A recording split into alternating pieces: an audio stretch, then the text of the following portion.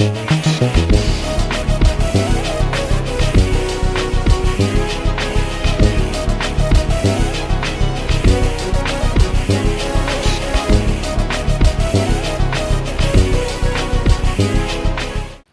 I was really sitting here thinking about what video I could possibly do that's not going to necessarily kill my PC or just straight up have the rendering software out of it to just straight up have a heart attack. Listen up!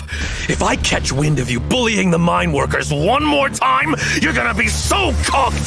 So go eat shit! And I was thinking about a video idea that I was saying I was going to do for a minute, but then I never really fully did.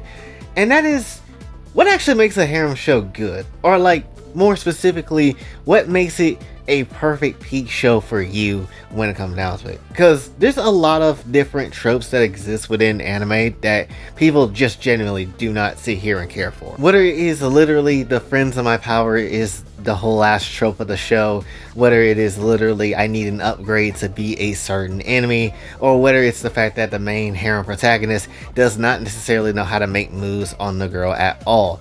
And there's lots of weird, crazy, and very sad and stupid examples of literally people fumbling a bag of some kind or never really just getting into those cheeks as you would think they would. Because again, look at the harem variety that's out there. Look at the vast cast of characters that exists, and then you mean to tell me for 5 seconds that you got someone as hot as this as your main squeeze, and then essentially you don't try to seal the deal and, you know, clap those cheeks and then go ahead and clap everybody else's at the long run of things?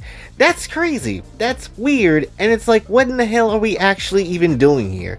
That's basically what we see so many damn times. And it varies from different show to show, whether it's literally somebody that's proud to be a virgin and wanting to stay that way and not necessarily cave in, whether it is literally the type of person that is oblivious as hell, not necessarily knowing what's going on, even though it is very clear and obvious that the girl wants your meat, and all sorts of different ways and just how they go about these sort of things, right? And that's just ultimately how it is. It was really until, at least for me, in terms of what an anime could actually do with a Nukitashi, to really show that, yeah, you can actually have a harem protagonist or a protagonist with a lot of different females or whatever essentially kind of exist, still be that same mentality of, yeah, I'm not going to dive into anybody's cheeks, but still you can have them go into it in some shape and form and actually take a plot really damn seriously.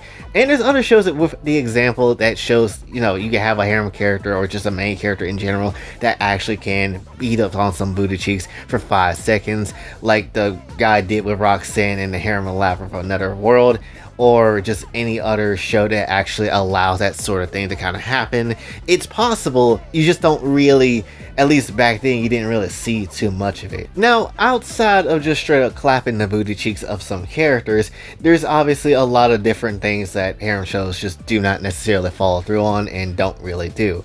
And one of those main things is easily, if you're especially having a show where people are going to fight and they're going to battle and they're going through a situation that needs to be solved, for whatever reason, it really only seems like the main male character is the only one that could solve that problem, right? They're the only one that can actually do stuff. Where, keep in mind, the other girls can fight just as fine, they can throw hands just as well, but then ultimately, when it comes down to, you know, them actually solving the problem, or at least handling even a small bit of the problem, they never really do. And it's so infuriating half the damn time, because you know they can actually do it, but the damn show just refuses to let them actually fight and cook.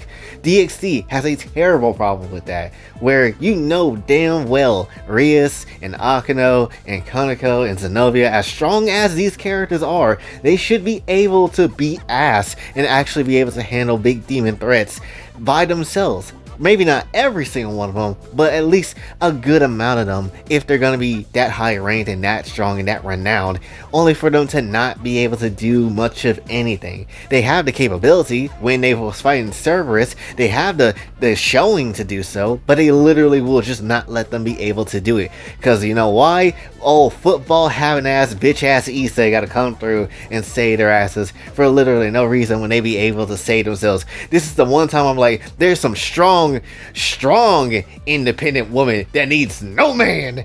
And essentially, they can just go out their way to, save themselves. But no, Issei has to come through and be on dick and bullshit. And then just, yeah, I get all the praise. I'm Issei. Shut the hell up. Anyway, essentially, when it comes down to it, it's just annoying when that shit happens, right? It genuinely just is. That's why, I'm so thinking about, like, when things like this happen. I usually think of things like Dragon Ball, how Goku usually is the one to kind of save everybody's asses for some reason, but it makes me think of like how they did the Cell Saga and was like, alright, Goku dies, so you know what, let's have Gohan actually do it. I'm like, okay, that's nice to see. At least somebody can actually step up that isn't the main character and do what needs to be done. Granted, that was at the time where Toriyama was thinking about ending the series there, but still, at least there's a showing that, yes, somebody else besides Goku can actually step up and do something. Granted, it really hasn't changed much since then, but still, it is what it is, and it actually can show you that, yes, other characters can step up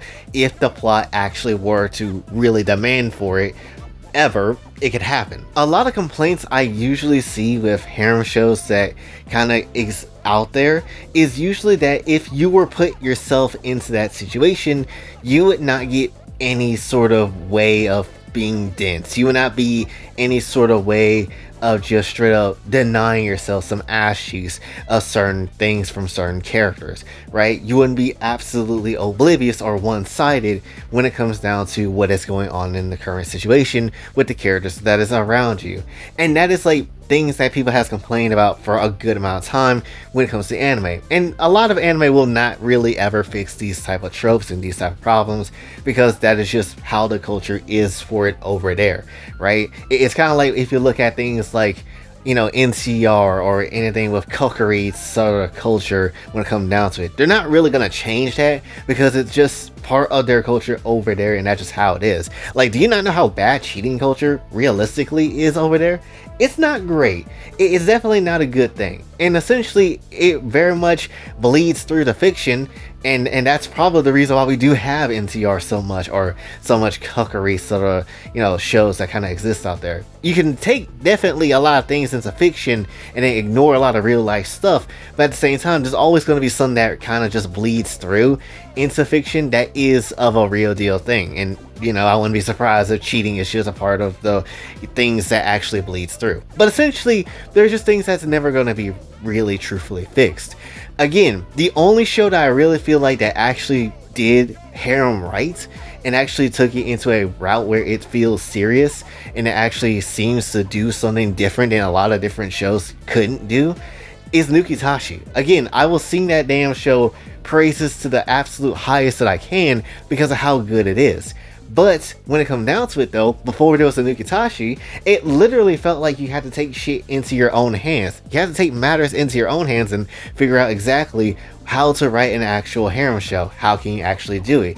Because sometimes it's just not necessarily going to be a good time just to sit down, watch an anime, and hope that they get it right. So you just take it into your own hands and do what you gotta do. That's exactly the reason why I created my own damn series. YJ64 is a whole ass thing. Because at the end of the day, there's a lot of those tropes that I just don't like my damn self. Whether it's certain characters not necessarily doing much of anything, or they basically just be there for like one moment, but ultimately they could handle some other stuff and they just don't really get the time to do so. Or there's basically some type of like moment that they should go through but they never really have it. Or a character, the main character, should be able to clap the cheeks of different people and then they just don't necessarily do it for whatever cop blocking anime ass reason. And that's just how it is. And that's things I just didn't really care for, and so I just bypassed basically a lot of it as much as I would like to, right? Because obviously if you pay attention to that story, or if you, at least you've seen any episode from it when it comes down to it, or at least consistently seen some episodes, you would know Jay's not necessarily someone that's gonna hold himself back when it comes down to it. In the beginning of the origins, maybe, sure, but ultimately as the story just is as itself, you know, he's not going to hold himself back if he wants to clap some booty cheeks straight up from Blue or Konako or whoever the hell exists in that damn story. He's going to just do what he's going to do. Is that the only thing that's on his mind? Of course not. He actually do give a shit about the people that is around him. He do care about their feelings and their emotions as well when it comes down to it. And that's just the type of character that he is. But they're not going to necessarily play around with the, you know, whole tropes that anime usually like to typically fall into, because it's like, why the hell would he? Also, there's a lot of times in those shows as well where you will have the main character kind of get the best of the best girls and all that sort of stuff for literally no reason, whether it's because they just did the most basic simple thing ever and they just get all the attention that they really want, which is very much undeserved, I would say, right? And in certain instances I can understand why, but then ultimately there's a lot of instances where that happens across the board and it's just like, it is undeserved, like you pulling a pot of greed and getting 2 cards for the free. You didn't deserve that shit. You should have gave those cards to me. But when it comes down to it though, there is definitely a lot that happens, and that's something I try not to do in my own show as well, right? Like anytime that there has been a big moment that has happened, especially if Jay's gonna basically just get that woman at some point in time, I would like to hope I wrote the story good enough to at least have it to be in a deserving way of him at least, you know, deserving some of the ass cheeks that he get, or at least be able to deserve, you know, I guess like some sort of relationship when it comes down to what specific character is in line, and that's just hopefully something I wrote decently at least, because a lot of shows just don't necessarily do that. They just do not do that for whatever reason, and that's just how it is. And I feel like with how Harem oftentimes in the past treat itself and how people really just don't care for certain things about it, that's why I try my damnness to make that story work, as well as to write it out as the best as I can, right? When it comes down to it, because I just really want to make sure that things ain't just straight up taken for granted by each character that exists in there, and definitely I want to write it out well enough so it doesn't just end up being a collapse of just straight up narrative writing, you know? And even though some sort of instances do take a bit of time to kind of write out and stuff like that, like for example this current fight in arc that we're kind of in, I can't really even see this being done by the time the year is over, but ultimately I'm gonna do my damn best to make sure that this story is written properly, even if it just bleeds into the beginning of next year. So that's just ultimately how it is. My whole point is that definitely harem shows get a lot of bad rap,